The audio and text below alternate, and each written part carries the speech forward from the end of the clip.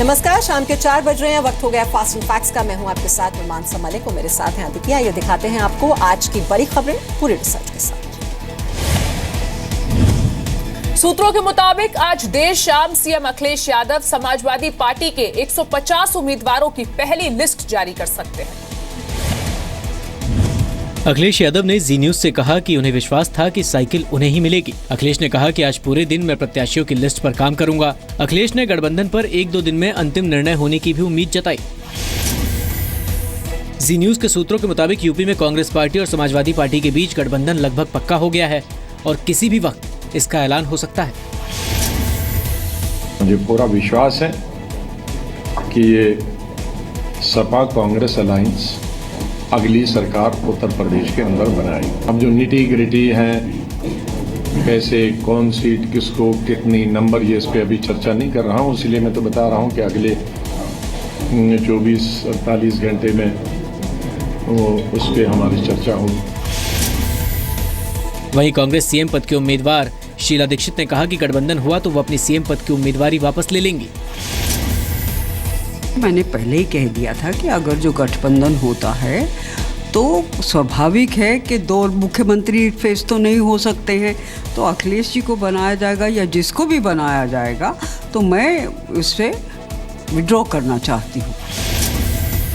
UP में महागठबंधन होने पर Samajwadi party, Congress, RLD, JDU और अपना दल साथ चुनाव लड़ सकती हैं। महागठबंधन होने की सूरत में अखिलेश ही सीएम के तौर पर प्रोजेक्ट किए जाएंगे। महागठबंधन में समाजवादी पार्टी 275 से 280 सीटों पर चुनाव लड़ेगी। कांग्रेस 87 से 90 सीट, आरएलडी 20 से 23 सीट, जबकि जेडीयू और अपना दल 2-2 सीट पर चुनाव लड़ेंगी। कल रामगोपाल यादव ने भी कहा था कि अखिलेश यादव ही महागठबंधन पर आखिरी फैसला लेंगे। मुलायम सिंह यादव उम्मीदवारों की अलग से कोई भी लिस्ट जारी नहीं करेंगे। समाजवादी पार्टी का अध्यक्ष पद और पार्टी सिंबल मिलने के बाद सीएम अखिलेश यादव ने पार्टी मुख्यालय में बैठक कर चुनावी रणनीति पर चर्चा की। अखिलेश ने कहा, मेरे और मुलायम सिंह के बीच कोई मतभेद नहीं है और हम दोनों के 90% उम्मीदवार एक हैं। अखिलेश ने कहा कि पिता से उनके संबंध कभी नहीं टूट सकते।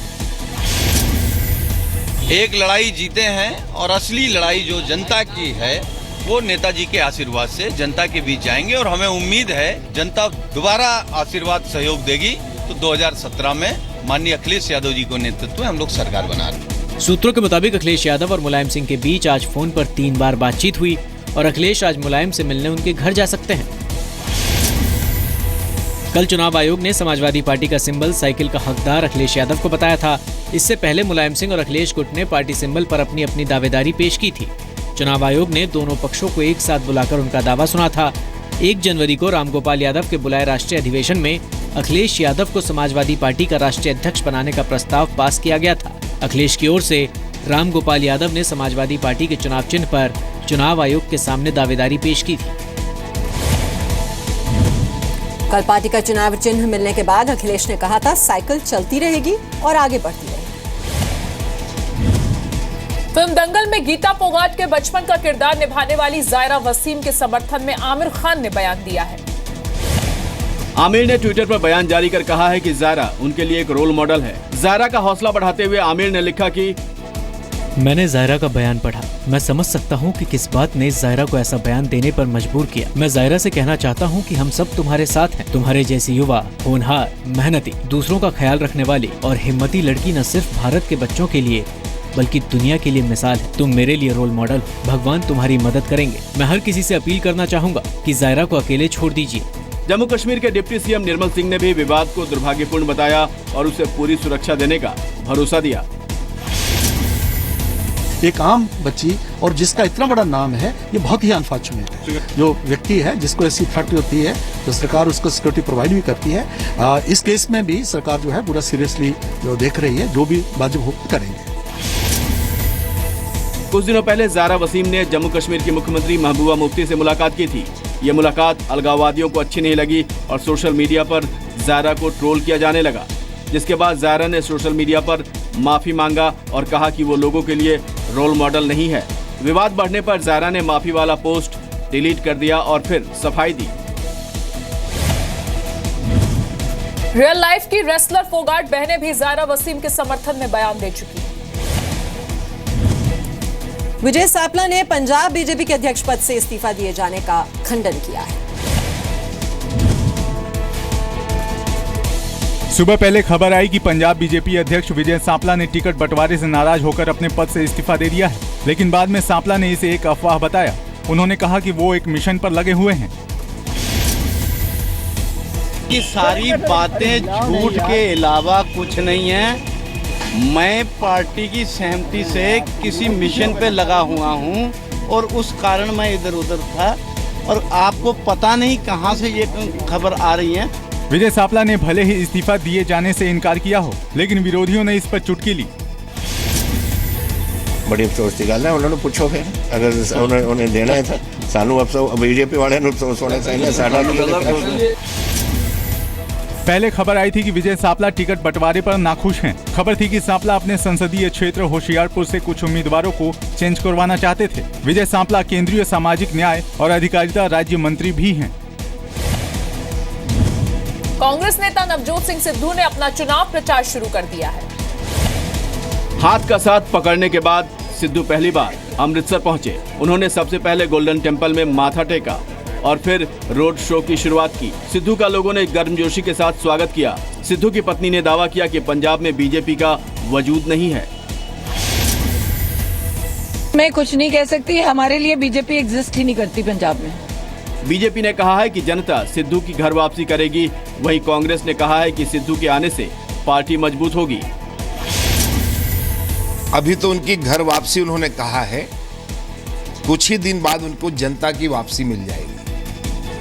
जब जिसको जनता वापस कर देती है उसको फिर घर वापसी कैसा लगता है ये समझ में आएगा। नवजोत सिंह सिद्धू जी हमारे साथ आए हैं, निश्चित रूप से कांग्रेस पार्टी की ताकत इसमें बढ़ेगी। इस बीच पंजाब कांग्रेस अध्यक्ष कैप्टन अमरिंदर सिंह ने आखिरी चुनाव लड़ने का ऐलान किया है और कहा है कि बादल को उनके घर में हराऊंगा। ये था मेरा सियासी जीवन अपना शुरू किया और इत्थे खत्म करूंगा। मेरी लास्ट इलेक्शन है। वो जेड़ा बंदे ने लुट लिया पंजाब, जेड़े बंदे ने तबाह करता पंजाब, उन्होंने सबक सिखाना पड़ा। अमरिंदर ने कहा कि सिद्धू के साथ कोई डील नहीं हुई है। सिद्धू ने कहा था कि वो पैदाइशी कांग्रेसी हैं और उनकी घर वापसी हुई है। सिद्धू ने कांग्रेस को कौशल्या और बीजेपी को कैकई बताया था। सिद्धू बीजेपी से राज्यसभा सांसद थे, लेकिन पिछले साल 18 जुलाई को इस्तीफा दे दिया।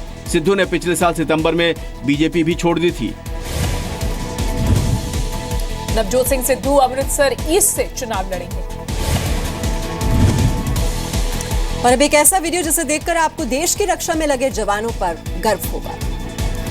को लगाना जिन जिन को घायल हुए हैं, ठीक है, हेडक्वार्टर को बताया ये रखा है, अब भी कार्रवाई नहीं करते तो जिंदगी कभी नहीं करेंगे। ये वीडियो 8 जून 2009 का है, जिसे सीआरपीएफ ने अब जारी किया है। छत्तीसगढ़ के बस्तर में नक्सलियों से लड़ते हुए सीआरपीएफ के असिस्टेंट कमांडेंट सतवंत सिंह घायल हो गए थे। सीने में गोली लगने के बाद भी सतवंत वॉकी टॉकी पर अपने साथियों को निर्देश देते रहे। सभी को लगाना है जिन जिन को घायल हुए हैं, ठीक है, हेडक्वार्टर को बताया ये रखा है, अब भी कार्रवाई नहीं करते तो जिंदगी कभी नहीं करेंगे। अम्यूनिशन की कमी नहीं है, सिंगल शॉट फायर करते रहो, अपनी पार्टी को सुरक्षित निकालो, भगदड़ नहीं होनी चाहिए। अब पहले अपनी पार्टी को सेव करो, आगे बढ़ोगे फिर इनको जो घायलों को कौन निकालेगा। ना लेके चलेंगे हम लेके चलेंगे आराम से। अब बोलिए मत यार, बोलिए मत सर, देशपाल बहुत देर होती जा रही है।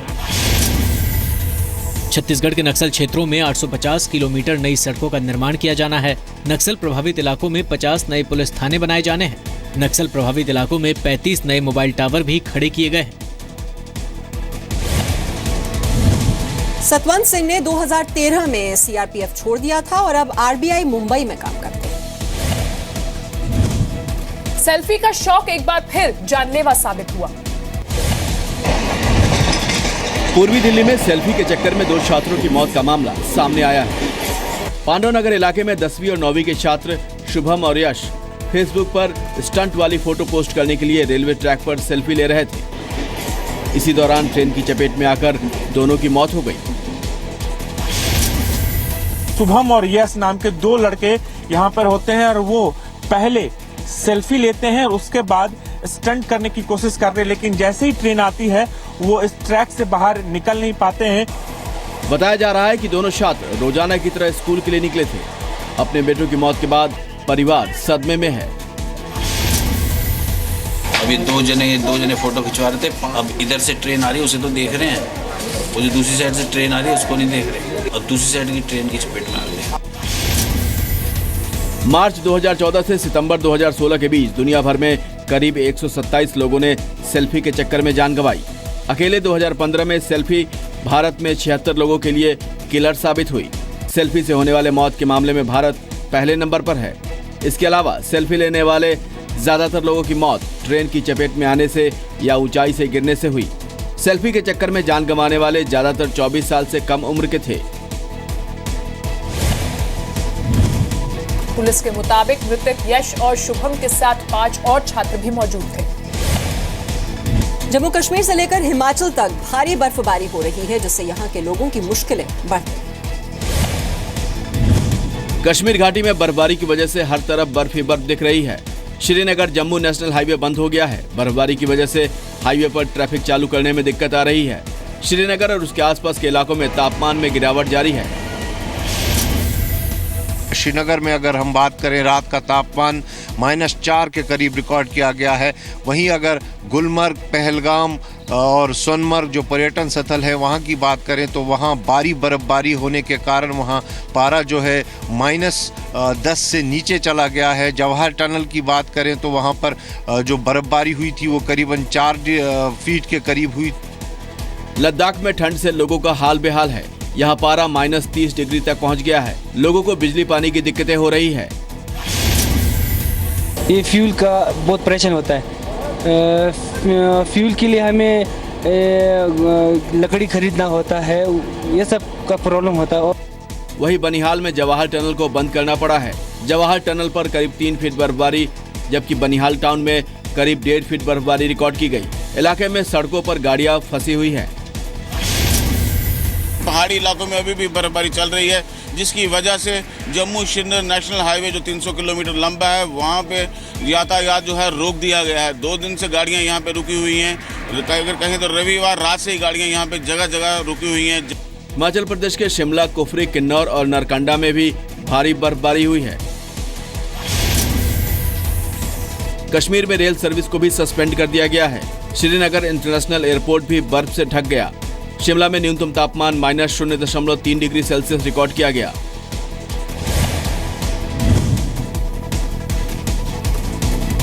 मौसम विभाग के मुताबिक बर्फबारी या बारिश और 2 दिनों तक जारी रह सकती है। फास्ट एंड फैक्ट्स में फिलहाल के लिए इतना ही।